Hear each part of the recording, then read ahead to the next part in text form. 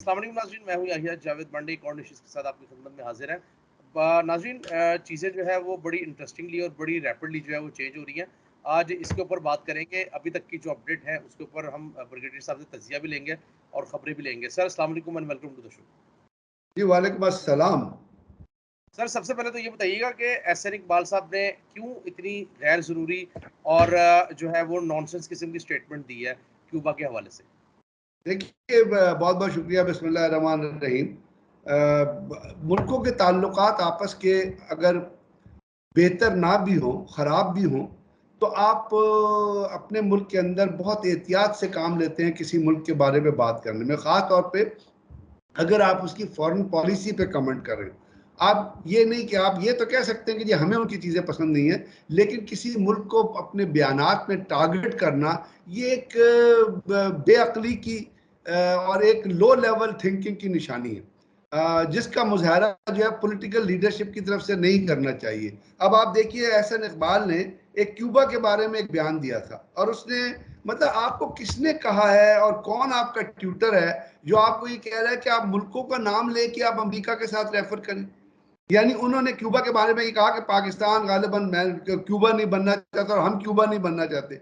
अब क्यूबा के जो एम्बेसडर हैं, अपना पाकिस्तान के अंदर क्यूबा के जो एम्बेसडर हैं, उनका जैनर नौर, उनका बयान आया है, और वो बयान जो है वो बड़ा पाकिस्तान को जो उन्होंने टारगेट किया, ये हमारे, मैं ये कहूँगा कि पाकिस्तान एहसन इकबाल के मुंह पे भी, पीएमएलएन के पूरे मुंह पे, और बल्कि पाकिस्तान की कौम के मुंह के ऊपर तमाचा है, और बड़ी लो लेवल तरीके से बेइज्जती की निशानी है। उन्होंने कहना है कि जी, उन्होंने कहा कि जी हमारे जो हमारा डैमेज है ना, दी एक्यूमुलेटेड डैमेज, जो हमारा यूएस मतलब है, यूनाइटेड स्टेट ने जो ब्लॉक किया हमें क्यूबा को, उसकी वजह से हमारा जो है 150 मिलियन यूएस डॉलर का नुकसान हुआ है। यानी क्यूबा का 150 मिलियन डॉलर का नुकसान हुआ है यूनाइटेड स्टेट्स के ब्लॉकेड की वजह से। उसने कहा, और 12 मिलियन डॉलर जो पर डे जो है 12 मिलियन डॉलर बनते हैं जब से उनको ब्लॉक किया हुआ है। लेकिन वो कहता है कि जी हमने और मतलब एक महीने में, वो कहता है अगर एक महीने में आप इसको कैलकुलेट करें तो एक महीने में वो 365 मिलियन डॉलर बनता है। ये क्यूबा का नुकसान हुआ है। तो वो कहते हैं कि जी ये सैंक्शंस हमारे मुल्क को डैमेज कर रही हैं और हमें नुकसान पहुंचा रही हैं, लेकिन हम अपने कदमों पे खड़े हैं, हम घुटनों पे झुके नहीं हैं। हमने अमेरिका के सामने घुटने नहीं टेके, हम अमेरिका की खुशामदें नहीं कर रहे हैं, हम अमेरिका की चापलूसी नहीं कर रहे हैं। हम में से किसी ने नहीं कहा कि हम बैगर्स हैं। हम इतने नुकसान के बाद जो टोटल हमारा 150 बिलियन यूएस डॉलर, हम अभी तक अपने पांव पे खड़े होते। ये होती है रेजिलियंट नेशन की निशानी। जो एक कौमों की निशानी ये चीज होती है कि वो इकोनॉमी को बेस नहीं बनाते, वो इज्जत को बेस बनाते हैं, वो अपने वकार को बेस बनाते हैं। हमें जो जलील किया जाता है पूरी दुनिया में, और ये जो जलील कर रहे हैं, जो बैगर्स हमको कहते हैं, जो पैदाइशी बैगर्स बजाते खुद है, जिनकी पैदाइश जो है वो पांव फैला के हुई थी, जो ऐसी जगहों पे रहे हैं जहां पे फूल बेचा करते थे।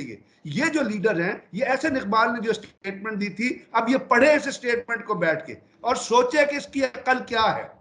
ये पाकिस्तान के लोगों को ना नुकसान पहुंचाएं, पाकिस्तान के लोगों को इज्जत को ना नीलाम करें। ये हमारी इज्जत को नीलाम कर रहे हैं। ये जो अपना इंपोर्टेड गारमेंट है, जो अमेरिका के पैसों से आई है, अमेरिका ने यहाँ पे सीआईए ने पैसे लगाए हैं, सीआईए ने थैलों में पैसे दिए हैं, और वो अपना लोगों को तकसीम हुए हैं। वो जाके बहुत सारे आपके एस्टेब्लिशमेंट के लोगों को भी गए हैं, टॉप के लोगों को भी गए हैं। ये जो बिके हुए लोग हैं, इसके कहने की क्या जरूरत थी कि वी आर बैगर, और क्या जरूरत थी क्यूबा के बारे में। तो ये चीजें जो है सोचने की जरूरत है। ये इसलिए मैंने आपको कहा था कि इस चीज को हम पाकिस्तानी कौम को एजुकेट करें कि ये जो गुर गए हैं अपने घुटनों पे, जो अमेरिका के सामने जिनकी टांगे कांप रही हैं, जो अमेरिका के सामने हाथ जोड़ रहे हैं, जिन्होंने उसको आका माना हुआ है, जिन्होंने उसको फोर्थ फादर माना हुआ है, जो बैगर्स अपने आप को कहते हैं, इनको शर्म नहीं आती पाकिस्तानी कौम को बदनाम करते हुए। तो ये चीजें हैं जो सोचने की जरूरत है। और ये अभी बहुत सारी डेवलपमेंट है पाकिस्तान के अंदर अमेरिका के साथ। अब कल जो दहशतगर्दी का हमला हुआ था, और जो इमरान अपना शहबाज शरीफ ने मिसिंग पर्सन वाली जो स्टेटमेंट दी थी, और ये एक मिसिंग पर्सन जो एक लड़की निकल के आई है, दो उसके बारे में जो इंटेलिजेंस रिपोर्ट्स हैं वो डिफरेंट आ रही हैं, वो हम सब अपने नाज़रीन से शेयर करेंगे जिस वक्त उनकी कंफर्मेशन हो जाएगी, क्योंकि जो ट्वीट चल रहा है, जो उसके बारे में जो अभी अपना सोशल मीडिया पे चल रहा है, that doesn't appear to be correct कि उसको किसी उस ब्रिगेड ने वो विलिंगली वहां पे गई है। इसके बारे में इंटेलिजेंस रिपोर्ट जो है वो आएंगी तो हम शेयर करेंगे जब वो कंफर्मेशन हो जाएगी। लेकिन शहबाज शरीफ को किसने कहा था वहां जाके मिसिंग पर्सन स्टेटमेंट? किसी किस्म के मिसिंग पर्सन है जो 30 ट्रेनिंग कैंप है अफगानिस्तान के अंदर, 5 ट्रेनिंग कैंप है इंडिया के अंदर, वहां ट्रेनिंग ले रहे हैं, वो मिसिंग पर्सन ही है ना, जो भाग के गए हैं अपना बलोचिस्तान। तो शहबाज शरीफ को नजर नहीं आता, कभी उसने पढ़ी नहीं है कोई चीज। अभी यही जो चीजें आप देखिए अब क्या हुआ है, यानी कितने अफसोस की बात है, इस करदू एयरपोर्ट जो इंटरनेशनल एयरपोर्ट डिक्लेयर किया था पिछली गवर्नमेंट ने, उसको शहबाज शरीफ के गवर्नमेंट ने इसलिए डोमेस्टिक एयरपोर्ट डिक्लेयर कर दिया और इंटरनेशनल सैंक्शन से हटा लिया है। हालांकि वहां एक इंटरनेशनल फ्लाइट जर्मनी से आके लैंड कर चुकी है, इसलिए इंडिया ने उसके ऊपर ऑब्जेक्ट किया था। अब आप देख लीजिए, मोदी से दोस्ती, सज्जन जंगडाल से दोस्ती, मोदी के पास जाके उसकी स्वेरिंग सेरेमनी में जाना, मरियम का कहना कि सज्जन जंगडाल हमारा फ्रेंड है, सज्जन जंगडाल का यहाँ आना, बगैर वीजे के मरी चले जाना, नवाज शरीफ का उससे मिलना। तो पाकिस्तान के लोगों क्या कि बर्दाश्त कर लेंगे कि इंडिया के साथ जो कनेक्शन है उसके ऊपर, या इंडिया के साथ दोस्ती के ऊपर आपके जो नेशनल इवेंट्स हैं, जो नेशनल चीज़ें हैं, जो कौमी हमीयत की चीज़ें, उनको डैमेज किया जाए? तो पाकिस्तान के लोगों को ये पता होना जरूरी है कि इन्होंने स्कर्दू एयरपोर्ट, जहाँ पे बहुत सारी टूरिज्म आना था, जहाँ पे बहुत सारी टूरिज्म मनी जनरेट होनी थी, जहाँ से बाहर से लोगों ने आना था, उसको एक स्टेटस मिलना था, दुनिया में उसको पछाया जाना था। अताबाद लेक के ऊपर जो रेस्ट हाउसेस बने हैं उसके अंदर जाना, अपना टूरिस्ट जाना था, पाकिस्तान की इकोनॉमी जनरेट होती। इसने एक फैसले से पाकिस्तान की इकोनॉमी का, टूरिज्म का सत्यानाश कर दिया शख्स ने, जिसने मिसिंग पर्सन की स्टेटमेंट दी थी। दूसरी बात, एक और चीज हुई है, सी पैक अथॉरिटी खत्म कर दी गई। अब कल दहशतगर्द अटैक हुआ है, चाइनीज को टारगेट किया गया है। जो अपना वीडियोज आ रही है उसमें चाइनीज को, वो जो एक वीडियो चल रही है वो पुरानी वीडियो, इसकी नहीं है, वो एक कैप्टन रहमान गुल है, कोई भागा हुआ है 100, उसकी वो वीडियो चल रही है जो पहले भी एक दफा चली थी। उसमें 3 चीजों का इस्तेमाल मैंने पहले भी आपको बताया, पाकिस्तान, चाइना और सी पैक।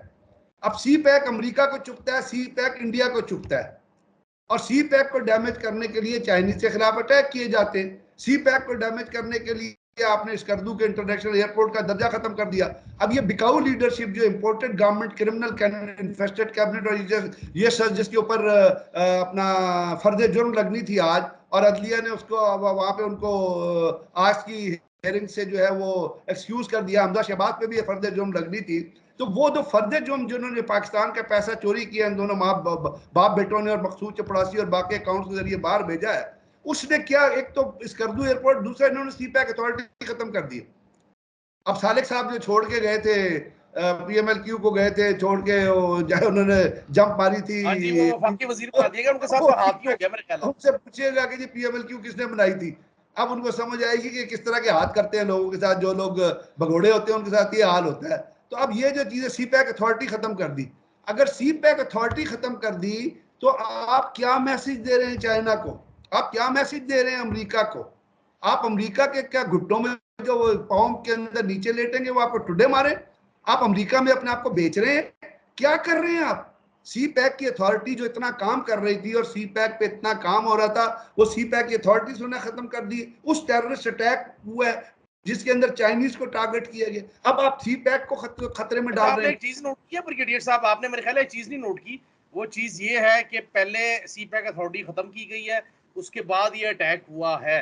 तो ये कितनी जो है वो हैरानकुन चीज है, आप इसके ऊपर यही तो आपसे अर्ज कर रहा हूं, ये अमेरिका को सी पैक खटकता है, इंडिया को सी पैक खटकता है। अमेरिका सी पैक के खिलाफ है, इमरान खान की गवर्नमेंट सी पैक को लेकर चल रही थी, सी पैक इनके जमाने में भी चला, सी पैक पीपल्स पार्टी के जमाने में भी चला था।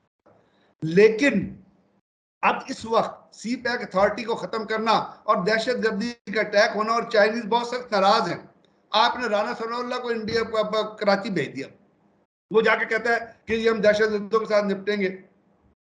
और भाई वहां पे सिंध गवर्नमेंट नहीं है, वहां पे सिंध गवर्नमेंट का एक बाकायदा अपना जिस तरह यहाँ पे सीटीडी है, उनका स्पेशल यूनिट है, वो करेंगे काम। अब इनके करने से तो ये नहीं हो सकता ना, इसके अपनी तो चीजें नहीं है। तो ये जो चीजें हैं, सी पैक अथॉरिटी को जो खत्म किया है, ये इन्होंने मैसेज दिया अमेरिका को, सर आपके माई बाप हैं कि आप हमारे, हम आपके गुलाम हैं, आप हमें ठुड्डे मारेंगे हम खड़े हो जाएंगे, आप हमें जूते मारेंगे हम आपकी बात मानेंगे। क्यों अमेरिका हमें क्या खाने को देता है? हमारी गंदम तो खुद पैदा होती है, पाकिस्तान के लोगों को क्यों बेच रहे हैं इस किस्म के काम करके? यानी आप अब लोड शेडिंग देखिए, जब से ये आए हैं लोड शेडिंग जो है वो 12 घंटे की लोड शेडिंग हो रही है। हर घंटे बाद ये 1.5 घंटे के लिए लाइट जाती है। इनको आए हुए 10-12 घंटे लोड शेडिंग हो रही है। 12 घंटे लोड शेडिंग। अब किसी टीवी चैनल पे नहीं चल रहा। डीजल की कमी हो गई है, मजे की बात आप चेक करें, डीजल की कमी हो गई है। आज डीजल ने, डीजल के बेटे ने और जितने ये जा रहे हैं ना उम्रे पे, इन लोगों ने जिन्हों के नाम हैं जो सरकारी खर्च पे उम्रा करते हैं, इस्लाम को बेचते हैं, इस्लाम। यार ये जो आप मुझे ये बताइए, कोई बताए, ये जो अपने आप को दीनी लोग कहते हैं, जो अपने आप को उलमा और आलिम कहते हैं, इनको पता नहीं है कि इस्लाम में स्टेट के पैसे पे उम्रा करना हराम है? ये क्या पता नहीं है इनको? खालिद मक्सी साहब ने कहा मैं नहीं जा रहा, उन्होंने कहा, होती ने कहा हम नहीं जा रहे, उन्होंने इस्लाम का, उन्होंने कहा कि इस्लाम में ये चीज अलाउड नहीं है। और जो ये जो उसका जो डेलीगेशन बन रहा है उसके अंदर 2 कुक जा रहे हैं। एक कुक है जो आलू गोश्त बनाता है बड़ा अच्छा। ये क्या हमारे साथ क्या कर रहे हैं? मेरा कंसर्न ये है, ये पाकिस्तान के टैक्स पेयर्स का पैसा जो डायरेक्ट और इनडायरेक्ट टैक्सेस से आता है वो उसको इस तरह लुटाएंगे। अभी इनको आए हुए 4 दिन हुए नहीं है, पहले इनके ऊपर केस है 1600 अरब के। हमजा शहबाज कोई पोस्टिंग नहीं करता था जिस जमाने में, जिस तरह तो वो पैसे नहीं ले लेता है लोगों से। अब 4 दिन हुए आपको आए हुए, कोई हुकूमत को चला लीजिए। पाकिस्तान के ऊपर इकोनॉमिक चैलेंज है, $8 बिलियन आप ले रहे हैं IMF से, वो कोई कंडीशंस लगा के आपको दे। एक कंडीशन उन्होंने ये लगाई है कि लोड शेडिंग को ज्यादा करें, आप डीजल के पैसे को कम करें, और उन्होंने 12 घंटे की लोडिंग है। वहां पे मिफ्ता इस्माइल जाता है, वो पैसे लेने की इस्लामिक टीचिंग का मजाक उड़ाता है। कि आपका जो करंट अकाउंट, ये जो करंट अकाउंट डेफिसिट है इसको कम करें, और इसकी जो ये करंट अकाउंट डेफिसिट बुनियादी वजह जो है जिसकी वजह से ज्यादा हो रहा है, ये आपके तेल का बिल है। यानी कि आपके तेल की लागत इतनी ज्यादा है कि जिसकी वजह से आपका खसारा बढ़ गया है। तो देखिए ना, 12 घंटे की लोड शेडिंग आपने कर दी है ना।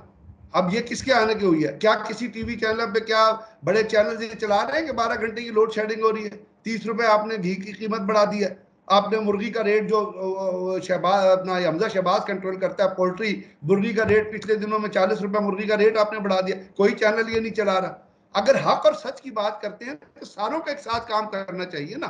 अब आप साथ साथ एक तो मिसिंग पर्सन वाली स्टेटमेंट दे के आते हैं शहबाज शरीफ साहब, अब उसके साथ साथ आपने पता, आप जो वो क्लिप लगा दीजिएगा जो इन्होंने जो आर्मी चीफ के बारे में, उनके अपॉइंटमेंट के बारे में इस वक्त स्टेटमेंट दी है। ये है, इस वक्त हम मई में हैं, मई का महीना है, ईद का ईद आ रही है। आर्मी चीफ की जो अपॉइंटमेंट है वो नवंबर तक आर्मी चीफ की एक्सटेंशन है। DGISPR कह चुके हैं कि आर्मी चीफ एक्सटेंशन नहीं लेंगे। अब आर्मी चीफ की अपॉइंटमेंट का एक तरीका कार है। पहली बात तो यहाँ पे एक टेक्निकल पॉइंट यह आ जाता है कि शहबाज शरीफ या जो इस वक्त गवर्नमेंट है, it has only 85 seats. Shehbaz Sharif जो प्राइम मिनिस्टर है उसकी 85 सीटें हैं। 150-155 सीटों वाली पार्टी जो है वो बाहर है अपना कैबिनेट असेंबली से। तो पहली बात तो ये है कि ये माइनॉरिटी पार्टी का शख्स जो भी प्राइम मिनिस्टर है वो अपॉइंटमेंट कर ही नहीं सकता आर्मी चीफ की। वो उसको चैलेंज होना चाहिए कोर्ट के अंदर। अब कोर्ट के अंदर कोई ना कोई, आप बता रहे हैं कि क्या ये कोर्ट में चैलेंज हो सकती है ये बात? ये चीज होनी चाहिए ना, ये कि जी ये जो चीज है इसको मतलब पूरा किया जाए जी, असेंबली की वो उसको पूरा किया जाए। अब ये तो बात नहीं कि कोई बंदा उठ के आएगा। दूसरी बात ये है कि चले उसको भी हम भूल जाते हैं, ये मई का महीना है। एक तरीकाकार है आर्मी चीफ की अपॉइंटमेंट का, और तरीकाकार डिवाइस है कॉन्स्टिट्यूशन के अंदर, तरीकाकार डिवाइस है आर्मी रूल्स के अंदर, तरीकाकार डिवाइस है मिनिस्ट्री ऑफ डिफेंस के रूल्स के अंदर। उसके अंदर जो है वो चीज इनिशिएट होती है आर्मी से, वो मिनिस्ट्री ऑफ डिफेंस में जाती है, वो प्राइम मिनिस्टर के पास जाती है, फिर वो प्रेसिडेंट के पास जाती है। तो आप इस मौके पे क्या, किस वजह से ये स्टेटमेंट दे रहे हैं? आप किसको डाउटफुल बनाना चाहते हैं? आप किसको क्वेश्चनेबल बनाना चाहते हैं? आप मिसिंग पर्सन कल नहीं, आप यहाँ आके इसका क्या ये टाइम है आर्मी चीफ के बाद, जबकि आप एक रीबिल्डिंग फेज में हैं। आप इंपोर्टेड गवर्नमेंट भी अगर आप मान लेते हैं तो वो गवर्नमेंट इस वक्त रीबिल्डिंग फेज में है कि आप चीजों को कहते हैं कि जी मैं ठीक करने की कोशिश कर रहा हूँ। एक माइनॉरिटी पार्टी है जो इस वक्त, और जिसके साथ इत्तेहादी मिले, अब वो आप बताइए, वो अंश नूरानी है, उसकी कितनी सीटें हैं? वो इनका हिस्सा है। इस किस्म के लीडर हैं जिनकी अपनी वैल्यू कोई नहीं है, जिनके मुंह पे लोग कोई बंदा तमाचा नहीं मारता है। उस अंस फारूक, वो अंस नूरानी के वालिद साहब बहुत बड़े आदमी थे, बहुत बड़े वो मजहबी फिगर थे, लेकिन उन्होंने इस किस्म के उसकी औलाद जो सरकारी खर्चे पे अय्याशी करने के माहिर, वो भी जा रहा है डेलीगेशन में, जो ये जा रहा है। ये जो पीआईए का तैयारा जाएगा, इसके पैसे कौन पे करेगा? $60,000 का नुकसान। तो अब ये चीजें आप कर रहे हैं, अय्याशियां करने की कोशिश कर रहे हैं, अय्याशियां कर रहे हैं, लोगों को खाने खिला रहे हैं, सहाफियों को बुला लेते हैं। अब सहाफियों को, ये येलो जर्नलिज्म के सहाफियों को यही तकलीफ थी कि पहले इमरान खान उनको अफ्तारी पे, खाने पे नहीं बुलाता था, अब वो वहां पे जाके आप खाने खाते हैं, अय्याशियां करते हैं स्टेट के पैसे के ऊपर। उसके बाद आप ऐसे बयानात देते हैं जिन बयानात की जरूरत नहीं। तो आप ये बताइए कि जब एक तरीकाकार 3 महीने पहले शुरू होता है, तो नवंबर से 3 महीने पहले क्या बनते हैं? अक्टूबर, सितंबर के अंदर ये प्रोसेस शुरू होना चाहिए, और इट शुड कल्मिनेट एट नवंबर, बल्कि अक्टूबर में शुरू हो और नवंबर में कल्मिनेट हो, और उसमें उसको आर्मी चीफ जो है वो इनिशिएट करेंगे जब उन्होंने कह दिया कि जी मैं एक्सटेंशन नहीं ले रहा हूं। तो बात यह कि उसको बार बार रिपीट करने की क्या, आप क्या प्रूव करना चाहते हैं? आप दुनिया को क्या मैसेज देना चाहते हैं? ये चीजें अदारों को के ऊपर भी इफेक्ट करती हैं, आपकी रेपुटेशन के भी, पाकिस्तान की रेपुटेशन पे भी इफेक्ट करती है। फिर ट्वीट चलने शुरू हो जाते हैं, उसके ऊपर लोग क्वेश्चन करना शुरू कर देते हैं, बातें बनानी शुरू, और ये सारी होती है लीडरशिप की इर्रिस्पॉन्सिबल बिहेवियर की वजह से, कैजुअल बिहेवियर की वजह से, इनसेंसिटिव बिहेवियर की वजह से, चीजों को ना समझने की वजह से, लैक ऑफ विजन की वजह से, आपके अंदर सोच ही नहीं है आप क्या कह रहे हैं। तो ये जो चीजें हैं, ये समझने की जरूरत है, और पाकिस्तान की जो अवाम है उनको ये चीजें जाननी चाहिए कि किस तरह आप पाकिस्तान की इज्जत को दांव पे लगा रहे हैं, और आपकी लीडरशिप क्या कर रही है। अभी क्या इंपोर्टेड गवर्नमेंट का हैशटैग जो है वो खत्म हो गया है? अभी तक वो चल रहा है, और कितने लोग उसको कंट्रीब्यूट कर रहे हैं। तो क्या इसका मतलब है कि आपकी गवर्नमेंट तो अभी तक क्वेश्चनेबल है?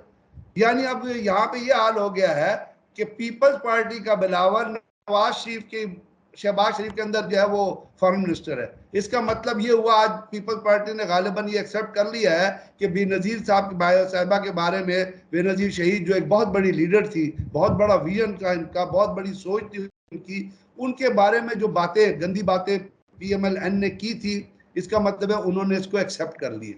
कितने अफसोस की बात। पीपल्स पार्टी एक नजरियाती पार्टी थी, भुट्टो साहब ने उसको किसी नाम पे बनाया था, उनकी अपनी लाइन ऑफ एक्शन थी, उनकी लाइन ऑफ एक्शन पीएमएलएन की लाइन ऑफ एक्शन से बिल्कुल मुख्तलिफ है। वो बेसिक जो आदमी जो उन्होंने रोटी कपड़ा और मकान का नारा, आज तक वो उस पर चल रहे हैं। अब जब वो पीएमएलएन के साथ ज्वाइन करेंगे, इसका मतलब उनकी वो जो रिकग्निशन है, जो पार्टी रिकग्निशन है, दैट इज टोटली अबॉलिश्ड। और जो नवाज शरीफ ने या शहबाज शरीफ ने आसिफ जरदारी के बारे में पेट फाड़ने की बातें की थी, या जो बेनजीर साहिबा के बारे में इतनी उन्होंने गंदी बातें की थी, जिसको मैं रिपीट नहीं करना चाहता, इसका बतावा है बिलावल ने उनको एक्सेप्ट कर लिया। He has cooperated with those things, he has accepted के जो पीएमएलएन ने कहा, शायद वो एक्सेप्ट कर बैठे हैं कि आप ज्वाइन कर लिया, तो वो उन्होंने ठीक कहा। ये जमहूरियत नहीं होती। जमहूरियत असूलों का नाम, जमहूरियत मैंडेट का नाम, जमहूरियत विजन का नाम, जमहूरियत आपके मंशूर का नाम। मंशूर में चीजें आप पहले डिवाइड कर देते, मंशूर में रोज रोज चीजें तब्दील नहीं होती है, मंशूर में बेसिक फिलॉसफी वही रहती है। आज पीपल्स पार्टी ने अपनी बेसिक फिलॉसफी को धक्का दे दिया, और उसके साथ साथ आज जो बात हो रही है, हिना रब्बानी खर ने जो कहा था, जो इंटरव्यू में कहा था कि जब आसिफ यूसुफ गिलानी से बात हुई और कोलैटरल डैमेज की अमेरिकन जो बात कर रहे थे, और वो ये कह रहे थे कि हम जब ड्रोन अटैक करेंगे तो वहां पे कोलैटरल डैमेज होगा, तो बेदी ने पूछा कि जी वो, और ये खैर बारक ओबामा की किताब में भी आया है कि यूसुफ गिलानी ने कहा और आसिफ ज़रदारी ने कहा कि we not, I have not be bothered, तो हिना रब्बानी खर कहती थी मैं उस कमरे में मौजूद नहीं थी। अब आप बताइए पीपल्स हाँ जी, पार्टी वो तो की क्या स्टेटमेंट थी? ट्विटर पे ट्रेंड भी चल रहा था। I was not in the room. अच्छा सर, ये बताइएगा, इमरान खान साहब और कुछ खबरें आ रही हैं, जरा वो भी बता दें, हमारे साथ शेयर कर लें। मेरे ख्याल में ये सहाफियों से कोई की तरफ से कोई खबर निकली है, जिसकी मेरे पास कंफर्मेशन नहीं है कि जी कोई जंग बाजवा का और इमरान खान का राब्ता हुआ है, और खैर हो सकता है कोई चीजें ठीक होनी शुरू हो। तो मुझे इसका वैसे कोई लॉजिक समझ नहीं आ रहा कि गवर्नमेंट तो इम्पोर्टेड गवर्नमेंट है, चीजें कौन सी ठीक होनी शुरू होंगी। एक चीज की तरफ मैंने और आपने शुरू से इशारा कर दिया था, और वो ये था कि इलेक्शन कमीशन बायस्ड है। इलेक्शन कमीशन को ये डायरेक्शन है गालबन थी किसी जमाने में, किसकी तरफ से थी, साहब ज़ाहिर है टॉप टॉप मोस्ट एस्टेलॉन से होंगी कि जी आप, और उसके ऊपर फिर इस्लामाबाद हाई कोर्ट का वो डायरेक्टिव भी आया था कि जी आप 1 महीने में फैसला करें। तो इसका मतलब था 1 महीने में इमरान खान को आउट करने का प्लान था। अब चूंकि वहां पे ये आ गया कि सुप्रीम कोर्ट ने डिसीजन वापस ले लिया, लाहौर हाई कोर्ट ने कहा कि नहीं सबका एक साथ करें, तो शायद ये चीज़ों की ठीक होने की तरफ इशारा कर रहे हो, या उसके साथ साथ जो इलेक्शन कमीशन के सामने जो अपना मुजाहरा हो रहा है उसके हिसाब से बात करें, या शायद जो इलेक्शंस आने वाले इलेक्शंस हैं उसकी तरफ कोई चीज़ इशारा कर रहे हो, या अगर तो चीज़ें ठीक होनी है तो पहली चीज़ जो ठीक होनी चाहिए, ये जो गवर्नमेंट के खर्चे पे हज करने जा रहे हैं, ये गवर्नमेंट खर्चे पे जो उम्रा करने जा रहे हैं, इतना खर्चा हुकूमत पाकिस्तान का होगा जो पाकिस्तान के टैक्स पेयर में, ये खत्म होना चाहिए। इसको अगर किसी ने जाना है पीआई की फ्लाइट पकड़े, अब शहबाज शरीफ साहब पर चले जाए, ये 74 बंदे 60 बंदे इनके जो टेंटोर है, जैसे आप किसी शादी पे जा रहे हैं या किसी जगह आप अपने पैसे लेके जा रहे हैं या अपने को लुट मचाई हुई है, ये अगर इस किस्म की चीजें खत्म होती हैं तो तब लगेगा कोई सैनिटी प्रिवेल कर रही। लेकिन अगर ये चलती रहेंगी इसका मतलब है वही लुटने का माहौल है, और उसी चीज के ऊपर हुकूमत ने आने वाले दिनों में चलना है। लोगों को पैसे खिलाओ, लोगों को खाने खिलाओ, बिल्कुल सही है। स्टेट के पैसे। बिल्कुल ऐसी ही है। बहुत बहुत शुक्रिया ब्रिगेडियर साहब, आपने अपना कीमती वक्त दिया। नाज़रीन, गुफ्तगू आपने सुनी है। कल हम आपके सामने एक और अहम स्टोरी लेकर हाजिर होंगे और आपको बताएंगे कि कौन कब पाकिस्तान आएगा या नहीं आएगा या लाया जाएगा। जो भी सूरत हाल है इसके ऊपर बात करेंगे। नाज़रीन, अभी तक के लिए मुझे दीजिए इजाज़त। आपसे मुलाकात होगी इंशाल्लाह कल। तब तक के लिए अल्लाह हाफ़िज़।